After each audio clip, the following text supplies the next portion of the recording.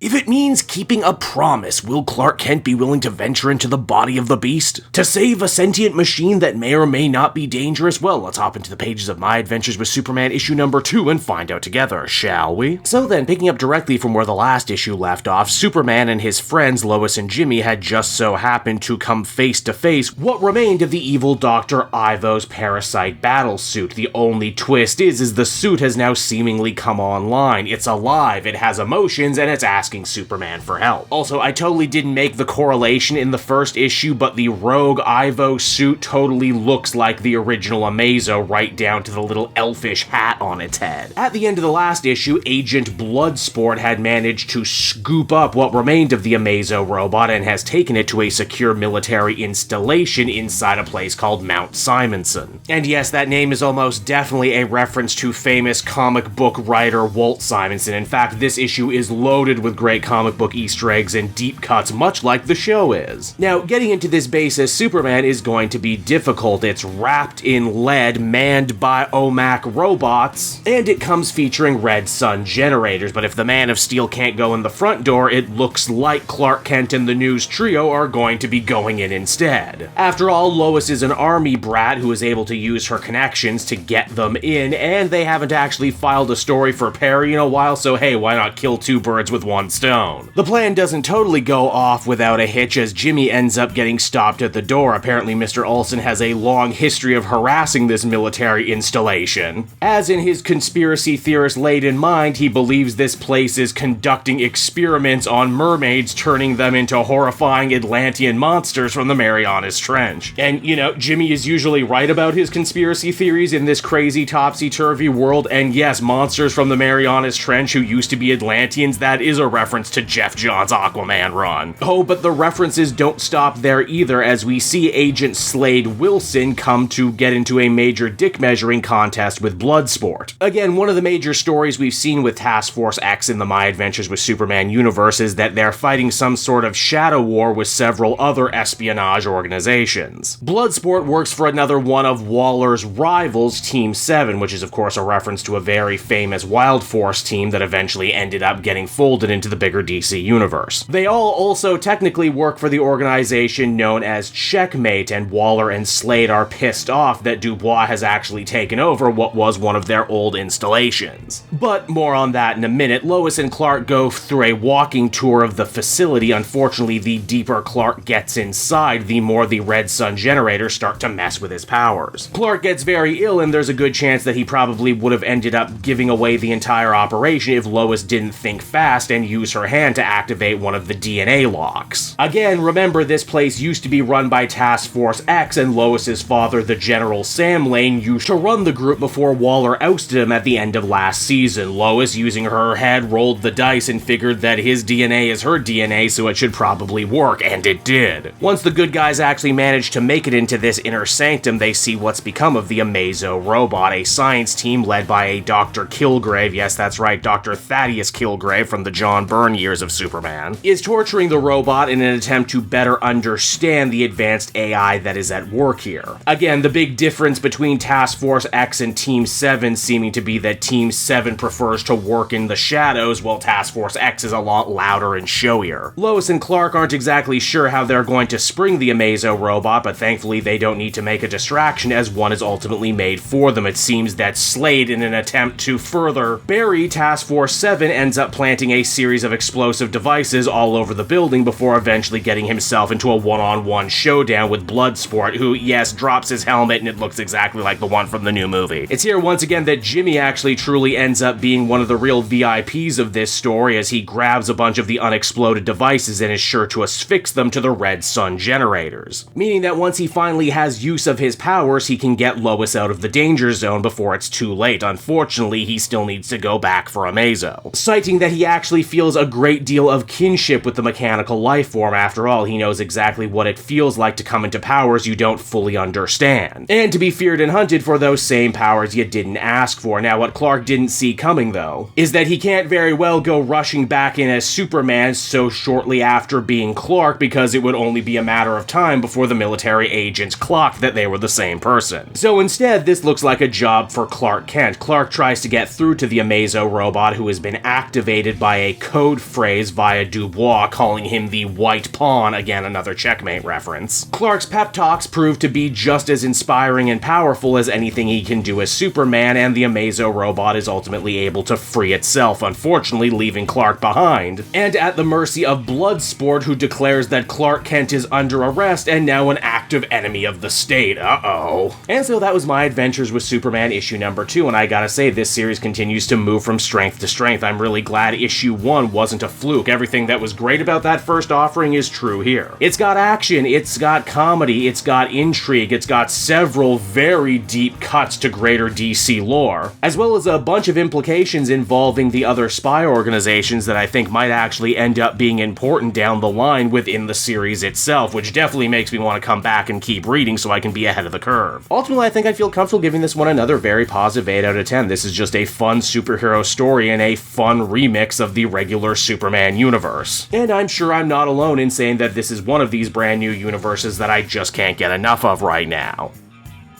Hey there everyone, it's your pal Cape Joel again, and if you're seeing my face right now, that means you watched to the end of the video, and I'll always be grateful for that. Retention helps in this crazy YouTube game, and so does becoming a patron. If you head on down to the description, you can find a link to my Patreon page. Recently just redid all the tiers, a lot of cool stuff offering up there, exclusive commentaries, exclusive polls, behind the scenes concept art for Capes and Quest. That's the brand new D&D show I've started soon. Never been a better time to become a patron. You can become a patron for as little as $1 a month and help the channel grow, and help me continue to deliver content like what you just saw. So I want to thank you all, and I will see you again next time. Bye bye.